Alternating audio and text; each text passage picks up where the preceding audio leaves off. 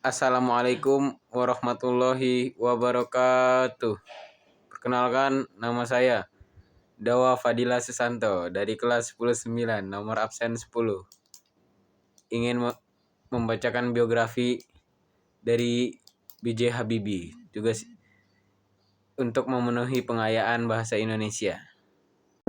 Di masa kecil, Habibie telah menunjukkan kecerdasan dan semangat tinggi pada ilmu pengetahuan dan teknologi, khususnya fisika.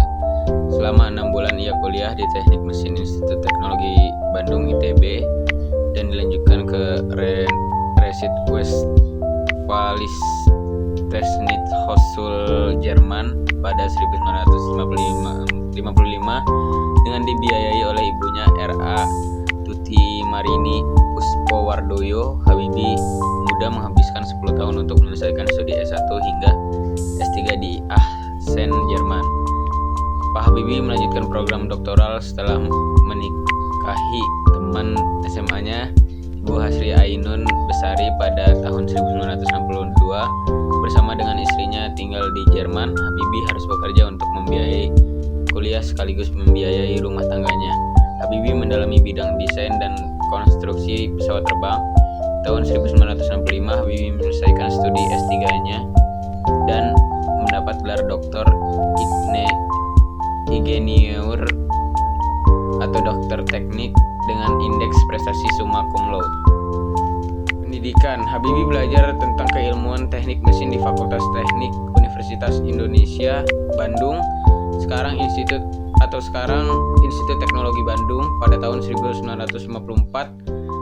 Pada 1955 sampai dengan 1965, Habibie melanjutkan studi teknik penerbangan spesialisasi konstruksi pesawat terbang di RWTH Aachen, Jerman Barat. Karir B.J. Habibie. Dalam pemerintahan Indonesia, karir B.J. Habibie dimulai saat pemerintahan Presiden Soeharto.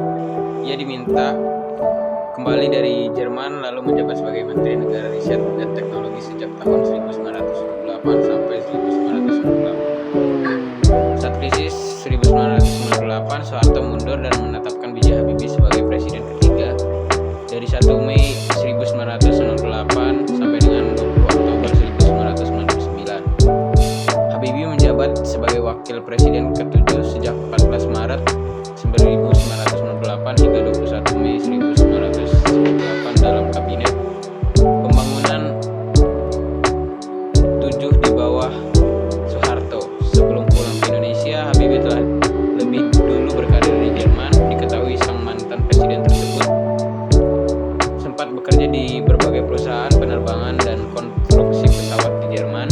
Setelah menikah dengan sang istri Hasri Ainun Besari, B.J. Habibie sempat merancang proyek pesawat CN235 bersama para insinyur dari perusahaan Spanyol CASA yang prototipenya berhasil mengudara pada akhir 1983. Dijuluki Bapak Teknologi Indonesia. Kisah menarik lainnya dari biografi B.J. Habibie adalah kejeniusannya menemukan teori crack atau crack propagation theory yang akhirnya diberi nama rumus faktor Habibie. Rumus faktor Habibie adalah rumus yang digunakan untuk menghitung keretakan hingga atom pesawat terbang. Dengan perhitungan yang tepat, maka materi pesawat dapat lebih kuat dan presisi. Teori ciptaan B.J. Habibie ini sangat penting karena saat itu masih banyak kecelakaan pesawat yang diakibatkan karena kegagalan struktural. Rumus inilah yang membuat B.J. Habibie memiliki julukan Mr. Crack. Karena kejeniusannya tersebut, B.J. Habibie pun memperoleh gelar Profesor Kehormatan atau predikat Guru Besar dari ITB dan penghargaan tinggi Ganesha Praja Manggala. Selain datang dari dalam negeri, pengakuan dari lembaga internasional seperti Gesellschaft Luftfahrtraumfahrt atau lembaga penerbangan di Jerman, The Royal Aeronautical Society London, Inggris, The Académie Nationale des Arts Royal Swedish Academy of Engineering, Swedia, dan US Academy of Engineering Amerika Serikat.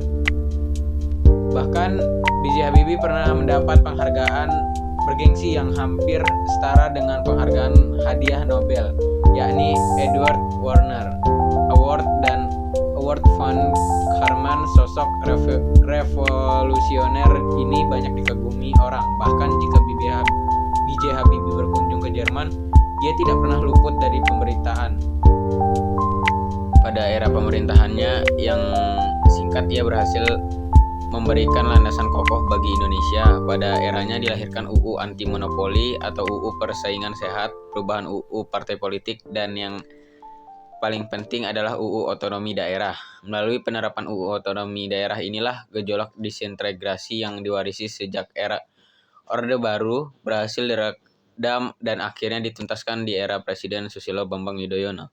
Tanpa adanya UU Otonomi Daerah, bisa dipastikan Indonesia akan mengalami nasib sama seperti Uni Soviet dan Yugoslavia. Sekian dari saya. Assalamualaikum warahmatullahi wabarakatuh.